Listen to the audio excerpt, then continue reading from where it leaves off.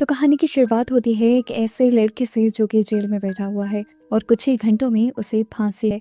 लेकिन वो इस टाइम बिल्कुल रिलैक्स है, जैसे उसे कोई टेंशन ही नहीं। पर एक प्रीस्ट उससे मिलने के लिए आता है और उसे देखकर हैरान हो जाता है कि कोई मौत से पहले इतना रिलैक्स कैसे हो सकता है। ये सवाल वो बकेट से पूछता भी है।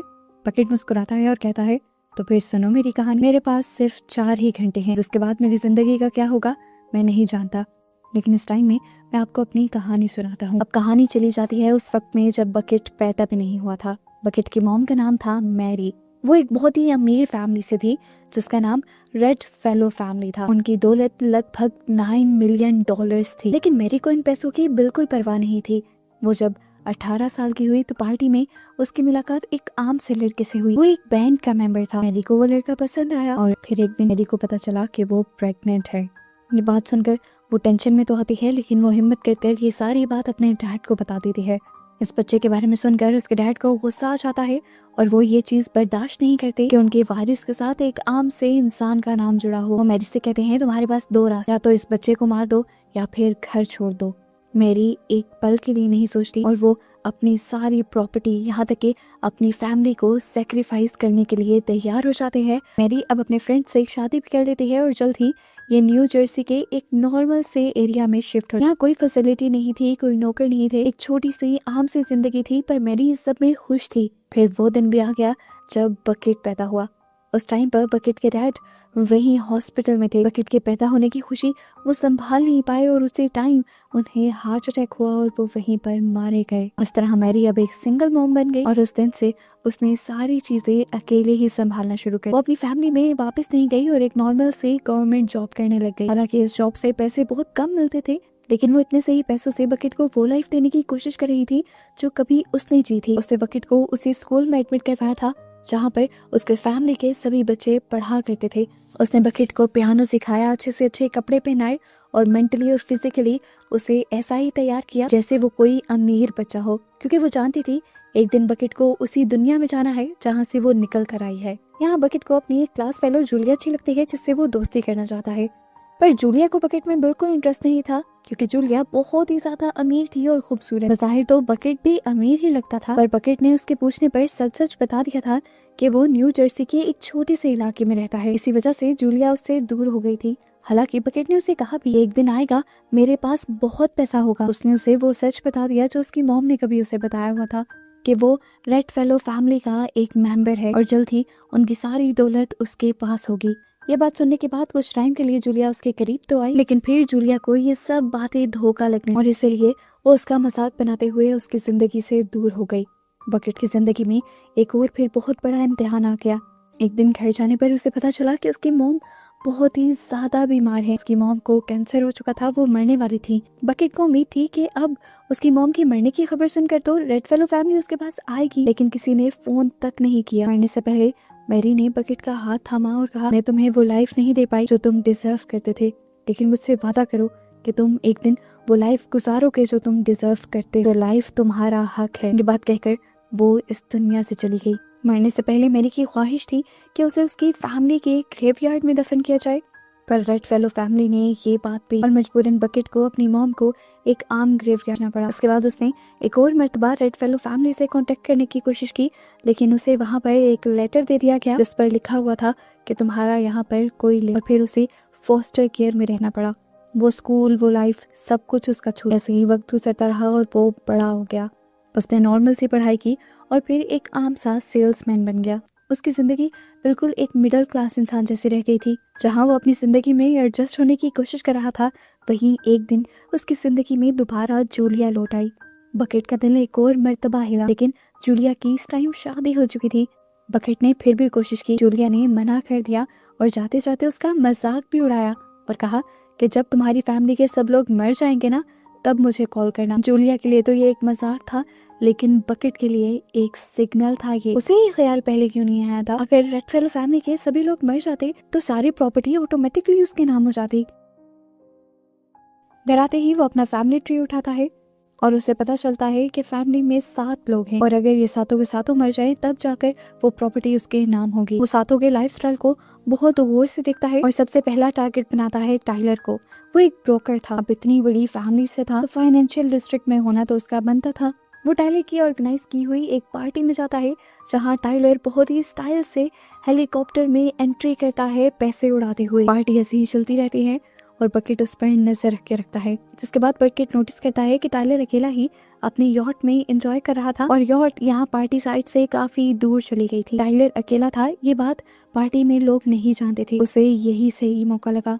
वो भी एक वाटर स्कूटर लेते हुए उसके यॉट तक जाता है और टाइलर के यॉट के एंकर को पानी में फेंक देता है और एंकर की रस्सी को टाइलर के पाँव में लगाकर खुद यहाँ से निकल जाता है। जैसे ही बोट थोड़ा सा चलती है, एंकर पर प्रेशर पड़ता है और वो एंकर टाइलर की बॉडी को पकड़ लेता है और ऐसे उसकी मौत हो जाती है, जिसका किसी को पता भी नहीं चलता कि वो एक मर्डर है। सबको यही लग रहा था कि वो एक एक्सीडेंट है जिसमें टाइलर की गलती है। बकेट जो पार्टी साइड पर वापस आ गया था, उसके अंदर अब एक अजीब सी फीलिंग थी। जितना मुश्किल वो ये सब कुछ सोच रहा था, ऐसा तो कुछ था ही नहीं। ये सब काफी इजी था। इस टाइम वो डरा हुआ भी था और हैरान भी। बकेट टाइलर के फ्यूनरल पर भी गया, बिल्कुल न डर होकर, जैसे उसने कुछ किया ही ना हो। और वहां जाकर वो टाइलर के डैड से भी मिलता है। वो अपने आप को एक बड़ा ही शरीफ इंसान दिखाता है और यहाँ टाइलर के डैड को ये सच भी बता देता है कि वो मैरी का बेटा है।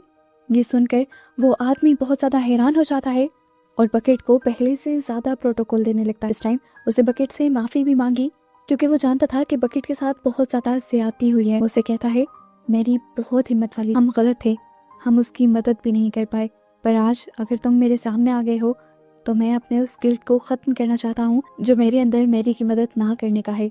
तुम मेरे ऑफिस में मेरे बेटे वाली जॉब कर सकती हो, एक फाइनेंसर बन सकते हो। हालांकि बकेट को ये काम नहीं आता था, लेकिन उसने भी फौरन हाँ कर दी। रेड फेलो फैमिली में नहीं, कम से कम रेड फेलो ऑफिस में तो काम करने का उसे मौका मिल ही गया। यहाँ वो नए लोगों से मिला, नई चीजें सीखी, नई दुनिया समझी और उसे ये बात पता चली कि ये दुनिया तो बहुत अलग है उस दुनिया से जिस दुनिया में वो जीता आया है। ऐसे ही वक्त गुजरता रहता है। लाइफ उसकी काफी ज्यादा सेट हो चुकी है और पहले से काफी बेहतर भी। और ऐसे ही एक रात में उसे दोबारा जूलिया का फोन आ जाता है जो उससे कहती है, तुम मुझे दोबारा कॉफी पर चलने के लिए पूछ सकते हो। वो उसकी बात मानने के लिए उसे दोबारा कॉफी पर चलने के लिए पूछता है, लेकिन एक और मर्तबा जूलिया मना कर देती है। बकेट को समझ नहीं आती कि जूलिया चाहती क्या है, लेकिन फिर उसकी और जूलिया के दरमियान में बातें होती। अब ऐसे ही कुछ और दिन भी गुजर जाते। बकेट को पता था कि उसका क्या मिशन है। उसे अपनी वो पोजीशन वापस हासिल करनी थी जिसका वो अपनी मॉम से वादा करके आया था, जिसके लिए उसे अपने रास्ते में आने वाली हर रेड फेलो फैमिली के मेंबर को मारना था। और उसका अगला टारगेट था अब नोवा। नोवा एक आर्टिस्ट था, पेंटिंग करने के साथ साथ वो सिंगिंग भी करता था और उसके और भी बहुत से शौक थे। बकेट एक दिन उसका फैन बनकर उसके आर्ट शो में जाता है। अब बकेट क्योंकि उसकी बहुत सी काम की तारीफ करता है, इसीलिए जल्द ही इनके दरमियान में क्लोजनेस बढ़ जाती है और मौका देखते ही बकेट उसे ये सच्चाई बता देता है कि वो उसका कजन है। ये सुनकर नोवा खुश हो जाता है। वो तो अपने शो के बाद अब उसे लेकर घर भी आ जाता है, जहाँ बकेट की मुलाकात होती है रूथ से। वो नोवा की फ्रेंड थी और कुछ अलग। उसे भी मैरी की तरह दौलत और इन चीजों में इंटरेस्ट नहीं और अपनी मॉम जैसी सोच देखकर उसकी और बकेट की काफी ज्यादा अंडरस्टैंडिंग होने लग जाती है। खैर अभी के लिए तो बकेट जाने लगता है, लेकिन नोवा जाते जाते उसे अपने इंग्लैंड, यहाँ आज वो पूरे प्लान से आया था। वो बाथरूम का बहाना बनाते हुए नोवा की वर्कशॉप में जाता है और वहाँ फोटोग्राफिक केमिकल्स के अंदर कुछ और केमिकल्स मिक्स कर देता है। ये ऐसे केमिकल्स थे कि यहाँ पर लाइट जलते ही इनके अंदर एक चिंगारी पैदा हो और ये बॉम्ब की तरह ब्लास्ट हो जाते। किसी को भी ना पता चलता कि ये किसी का प्लान किया हुआ मर्डर है। सबको बस यही लगता कि ये सब नोवा की बस अपनी गलती की वजह से हुआ है। अपना सारा प्लान पूरा करके बकेट अपनी जैकेट वहीं छोड़कर बाहर निकल गया। ये भी उसने जानबूझकर किया था क्योंकि वो जानता था कि रूथ उसकी जैकेट को देखकर जरूर उससे मिलने के लिए आएगी और ऐसा हुआ भी, जिससे उसे कंफर्म हो गया कि अब उन दोनों की दोस्ती हो जाएगी। यहाँ ये दोनों अपनी दोस्ती बढ़ाने में लग जाते हैं, जबकि दूसरी तरफ नोवा जैसे ही अपनी वर्कशॉप का बल्ब जलाता है, वहाँ पे एक स्पार्क होता है और बस फिर उसी स्पार्क से यहाँ पर एक केमिकल एक्सप्लोजन हो जाता है, एक धमाका हो जाता है जिसमें उसकी मौत हो जाती है। अब पहले की तरह ही कॉन्फिडेंस के साथ बकेट इसके भी फ्यूनरल में जाता है और फ्यूनरल में ही उसे 2 FBI एजेंट पकड़ ले। वो बकेट से सवाल करते हैं कि क्या तुम्हारा इस फैमिली से कोई ताल्लुक है, कोई रिलेशन है, लेकिन बकेट यहाँ पर साफ इनकार कर देता है और कहता है कि नोवा सिर्फ मेरा एक दोस्त था। खैर अब लाइफ थोड़ी आगे बढ़ गई। बकेट ने भी अपने ऑफिस में काम बहुत अच्छे से सीख लिया था और कुछ ही महीनों में उसने अपने क्लाइंट्स भी बना लिए थे। वॉरेन यानी उसके अंकल ने उसे उसका ऑफिस भी दे दिया था एक पूरा। उसकी लाइफ अब और भी ज्यादा अच्छी और लैविश हो गई थी। और ऐसे ही एक दिन उससे दोबारा जूलिया मिलने के लिए आ गई। इस टाइम भी वो बिना मकसद के मिलने नहीं आई थी, असल में उसके हस्बैंड को बहुत बड़ा नुकसान हुआ था, जिस नुकसान को पूरा करने के लिए वो बकेट से लोन लेने के लिए आई थी। वो तो जूलिया को लोन भी देने से मना कर देता है क्योंकि जूलिया ने लाइफ में कई मर्तबा उसे हर्ट किया था। ये सुनकर जूलिया सीरियस हो जाती है और उसे धमकी देकर जाती है, देख लो तुम्हें लोन देना है या फिर पुलिस के पास। अभी तक रेड फेलो फैमिली के 2 मेंबर मरे, जरा बताओ तो तीसरी बारी किसकी है। ये सुना था कि बकेट को पता चल गया कि जूलिया सब कुछ जानती है। इस टाइम तो वो खामोश रहा, लेकिन उसने तीसरे इंसान को भी मारने का प्लान बना लिया था जिसका नाम था स्टीवन। वो एक पास्टर था लेकिन फेक पैसे के लिए स्पिरिचुअलिटी बेचता था। 2 कंट्रीज में मनी लॉन्ड्रिंग के केस भी थे उसके ऊपर, बहुत दुश्मन थे उसके। बकेट ने अपने प्लान के अकॉर्डिंग चलना शुरू किया और अपने असिस्टेंट को अपना सूट पहनाकर हॉट डॉग लेने के लिए भेज दिया ताकि बाद में सीसीटीवी के रिकॉर्ड में वो सबको बुद्धू बना सके। फिर वो एक रिपोर्टर बनते हुए स्टीफन के ऑफिस में चला गया इंटरव्यू लेने के बहाने, और मौका मिलते ही उसके सप्लीमेंट के अंदर कुछ मिला दिया। काफी देर तो इंटरव्यू लेता रहा, लेकिन अचानक से स्टीफन ने एक तलवार उठा ली और उसके गले पर तान दी और उसे कहा, सच बताओ तुम कौन हो, जिस रिपोर्टर का भेस लेकर तुम आज यहाँ पर आए हो वो रिपोर्टर सालों पहले मर चुका। इस मर्तबा तो बकेट की भी सांसें खुश्क हो गई थी।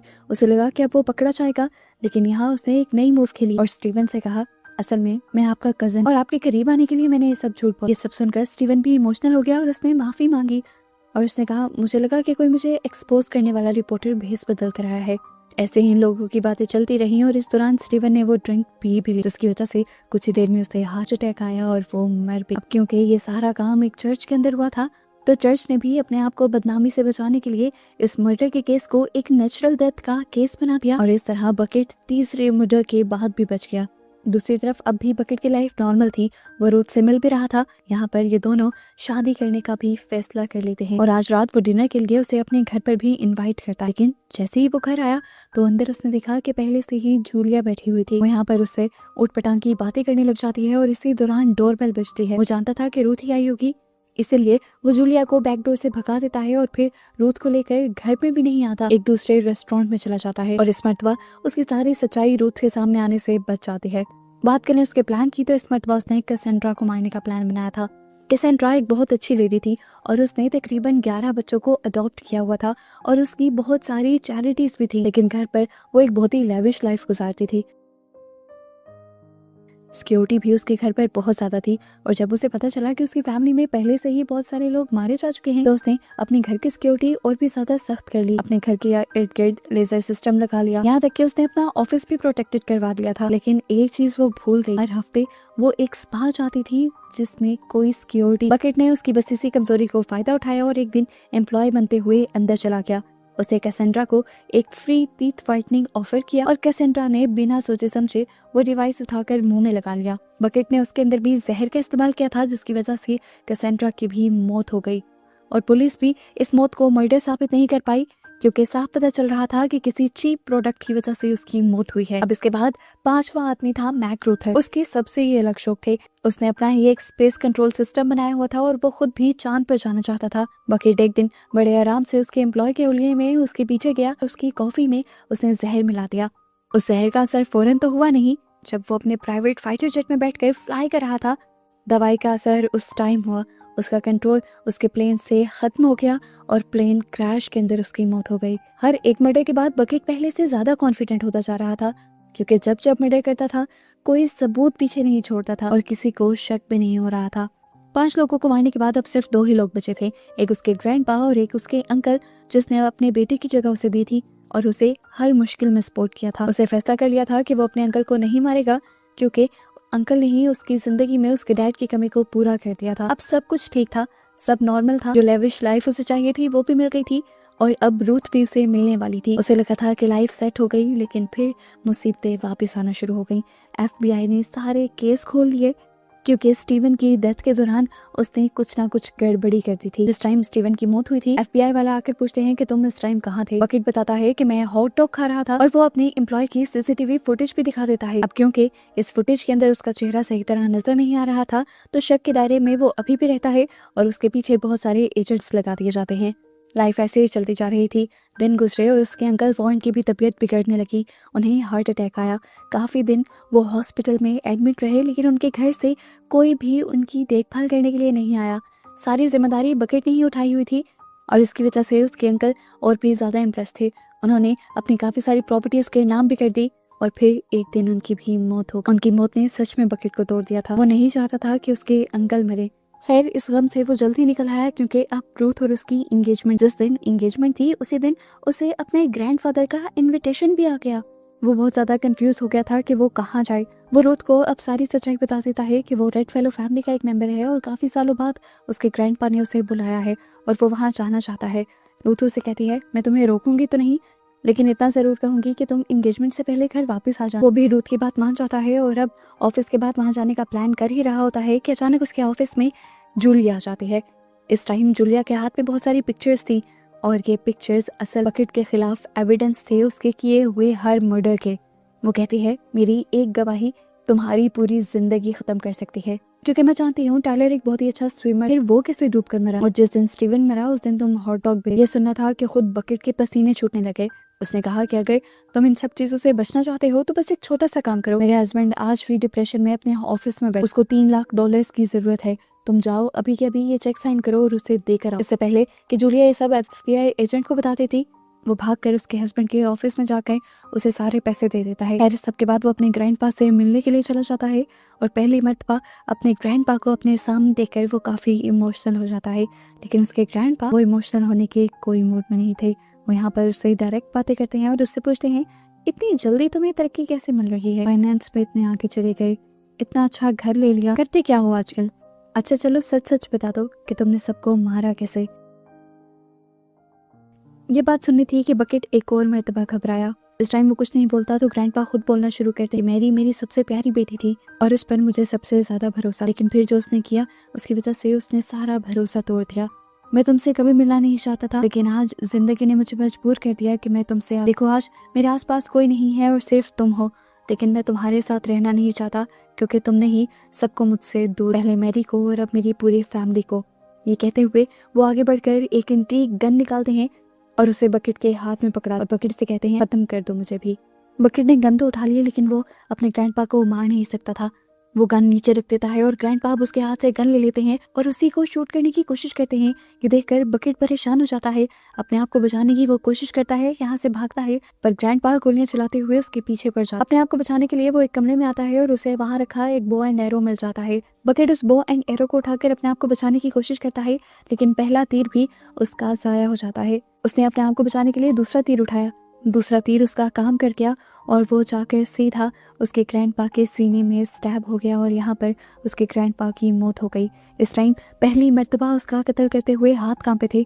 वो ना तो ये मर्डर करना चाहता था और जिस तरह से उसने मर्डर किया था अब वो पकड़ा ही जाता। इतनी सारी मेहनत के बाद सब कुछ तबाह हो गया था। वो रोने लगा और कुछ ही देर में यहाँ पर पुलिस आ गई, लेकिन यहाँ जिंदगी ने एक और मर्तबा उसका साथ दिया और ट्विस्ट ये निकला कि क्योंकि उसने ये मर्डर अपने डिफेंस में किया था तो इसकी उसे कोई सहारा हुआ। वो घर वापस आया तो रूथ बहुत ज्यादा गुस्से में थी क्योंकि आज उनकी एंगेजमेंट थी और वो कैसे छोड़ सकता था। उसने सारी बातें छोड़ दी और उसने ये बताया कि उसके ग्रैंडपा मर गए, इस तरह मरे थे, ये सच्चाई भी उसने छुपा ली थी।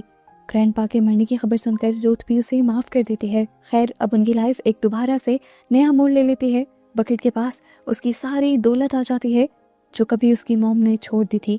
लाइफ बिल्कुल चेंज हो जाती है और इस लाइफ में वो रूथ को अपने साथ रखता है, लेकिन रूथ बहुत ज्यादा अनकंफर्टेबल थी। ये लाइफ उसे नहीं चाहिए थी, वो इस दुनिया में नहीं रहना चाहती थी, इसीलिए तो उसने नोवा को छोड़कर बकेट को चुना था। पर बकेट के पास भी अब यही लाइफ थी। बकेट भी इस पार्टी में खुश था।